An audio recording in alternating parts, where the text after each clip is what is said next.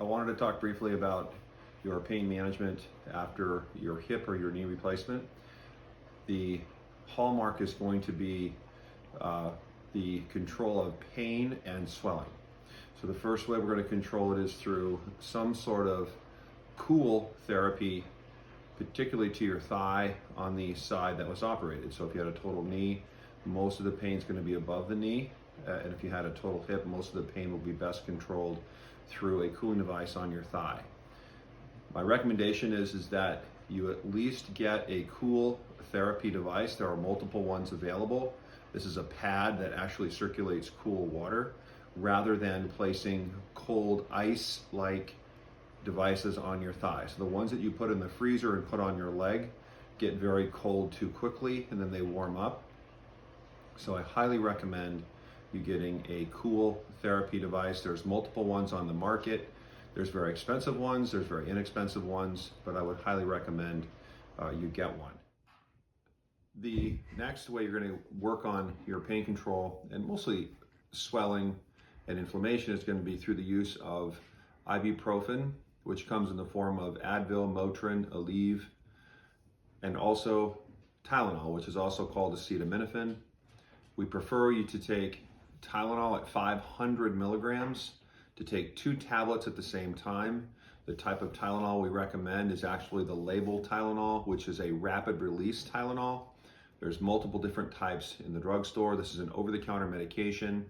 We prefer you to always take 2 extra strength Tylenol with 400 milligrams of ibuprofen. Again, the ibuprofen can come in the form of Advil, Motrin, or regular ibuprofen.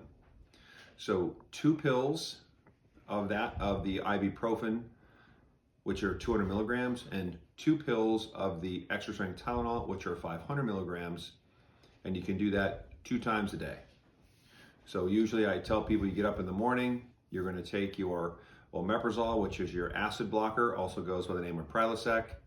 You will take your blood clot medication, which is aspirin, at a baby aspirin strength morning and night.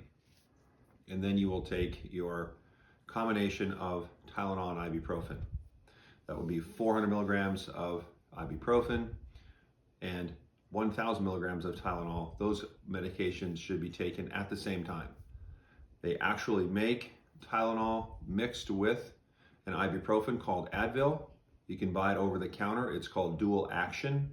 It comes in a lower dose, but we like to use the higher dose of the ibuprofen and Tylenol, as it does give a little bit better effect for both swelling and pain.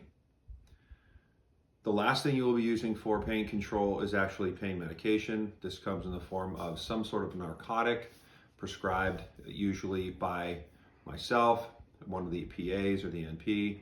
These are taken as an as-needed basis. These are not scheduled. The Tylenol, ibuprofen are scheduled medications. These are not scheduled medications. These are taken as needed. We ask you to start with 1 pain pill at a time. Do not take 2. You can end up with constipation. You can have low blood pressure because of it. People get nauseated. If you take your Tylenol and your ibuprofen with your narcotic pain medicine as needed, that should be more than enough for pain control. You start with 1 pain pill. You can take a second one if you'd like. Pain pills are dosed every 4 hours. If needed, you can go 6 or 8 hours, that's fine. If you need to take a second one for whatever reason, you can, and you can do that again on a 3 to 4 hour scheduled basis. So to recap, 1, you're going to use your ice. That's first and foremost. You're going to get a cool therapy machine that goes on your thigh. Number 2, you're going to use ibuprofen and Tylenol in combination. Number 3, you're going to use your pain medicine as needed. And number 4 and 5 are going to be your acid blocker, your omeprazole, which also goes as Prilosec over the counter, along with your aspirin morning and night. That is your regimen for your pain control post-op. The other 2 medications you'll receive, one is a anti-nausea pill, which you can take as needed. Most people don't need to use this. It is highly dependent upon how much narcotic you use. And the other medication will be Keflex. Typically, we use this This will be described independently and individually for specific patients. But everything that we've talked about tonight, short of the antibiotic, which is going to usually be Keflex at 500 milligrams, are all medications that you will be prescribed prior to the operation, and that is how you will use them. Thank you. Please note that all of the medications that we're talking about are typical for just about every patient. If we make modifications to this, which we will on an occasional basis, we will do this at the surgery center and it will be written down on your paper.